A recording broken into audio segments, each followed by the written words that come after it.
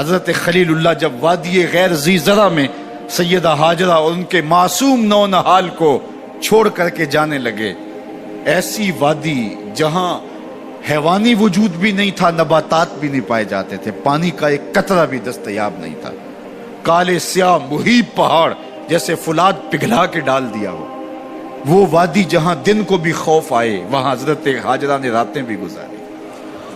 کتنا دردناک لمحہ تھا۔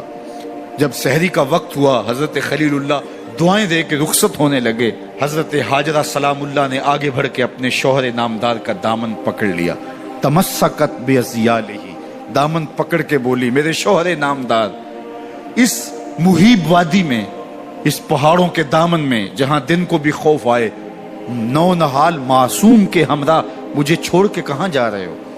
حضرت خلیل اللہ نے کوئی جواب نہیں دیا۔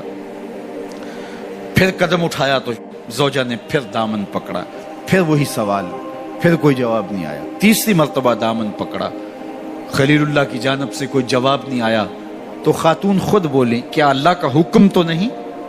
تو حضرت خلیل اللہ نے کہا نعم، ہاں اسی کا حکم ہے۔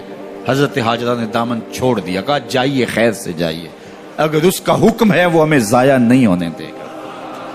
جہاں دن نہیں گزارے جا سکتے تھے، پھر اس خاتون نے وہاں راتیں بھی کاٹی۔ وہ وادی جس میں وحشت بھی قدم رکھتی تھی ڈر ڈر کے، جہاں پھرتے تھے آوارہ تھپیڑے بادے سر سر کے، جہاں پر گھاس اگتی ہے، جہاں نہ پھول کھلتے ہیں، مگر وہ سرزمین ہے آسماں بھی جھک کے ملتے ہیں۔ اپنی پاک باز بیوی اور نونہال بیٹے کو چھوڑ کے حضرت خلیل اللہ دعائیں دے کے رخصت ہو گئے۔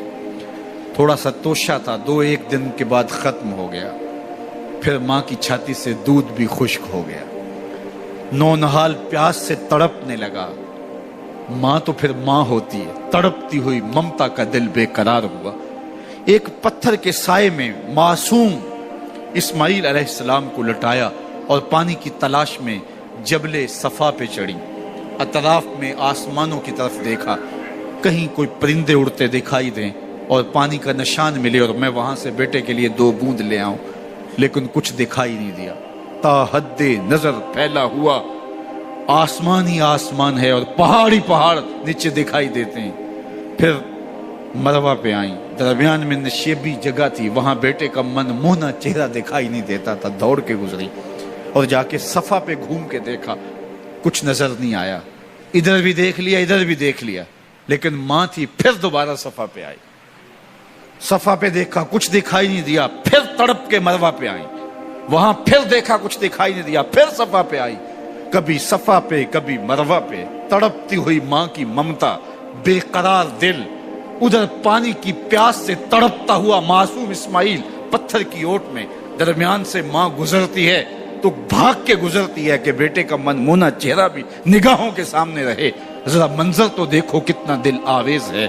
اللہ اکبر، سینوں میں پتے پانی ہو جائیں، پتھر بھی ہو تو پگھل جائے اس زہرہ گداز داستان سے، لیکن اللہ پر توکل اور ماں کی بے قراریاں، کبھی صفا پہ کبھی مروہ پہ، زبان پہ شکایت نہیں ہے۔ پھر جب مروہ پہ پہنچتی ہیں، 7 چکر مکمل ہو گئے، تو ادھر کیا دیکھا کہ معصوم اسماعیل ایڑیاں رگڑ رہا ہے۔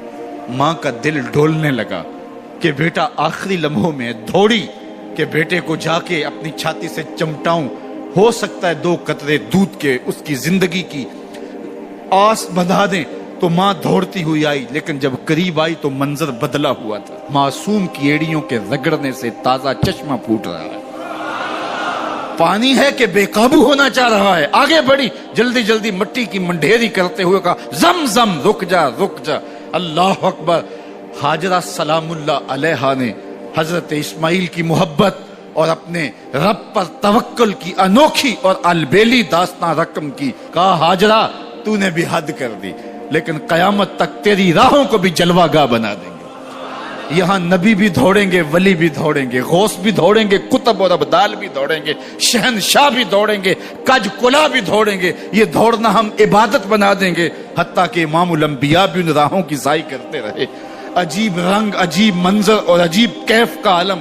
اچھا، یہاں رک کے ایک بات کرنا چاہوں گا، اگر آپ کی توجہ ہو، جہاں حضرت ہاجرہ دوڑی اور ان کے مبارک قدم وہاں لگے اور لگ کے ہٹ گئے، عارضی نسبت ہے، مستقل نسبت نہیں ہے. جہاں ان کے قدم لگ کے ہٹ گئے وہ جگہ تو جلوہ گاہ بن گئی، اور جہاں حضور خود جلوہ فرما ہیں وہ گنبد خضرا جلوہ گاہ کیوں نہیں ہو سکتا ہے؟ اب یہ پانی جہاں حضرت اسماعیل کے قدم لگے، یہ پانی دنیا کا عظیم ترین پانی ہے، اور پھر اس کا پروٹوکول یہ ہے اس کو کھڑے ہو کے پیا جاتا ہے. یار یہاں بھی روک کے ایک بات کہہ دوں، حضرت اسماعیل کے قدموں کو چھونے والے پانی کا پروٹوکول ہے کہ اس کے لیے کھڑے ہو جائیں، اور حضرت اسماعیل مسجد اقصی میں جس کے پیچھے کھڑے ہو کے نماز پڑھتے ہیں اس امام کے لیے کھڑے ہو کے مصطفیٰ جان رحمت پہ لاکھوں سلام پڑھ لیں تو اس میں شرک کہاں سے آ جائے گا؟ تو یہ تکریم ہے، یہ عزت ہے اس پانی کی کہ اس نے حضرت ذبیح اللہ کے قدم چھوئے ہیں. تو یہ سارا حج اللہ اکبر ہمیں ہمارے ماضی سے جوڑتا ہے.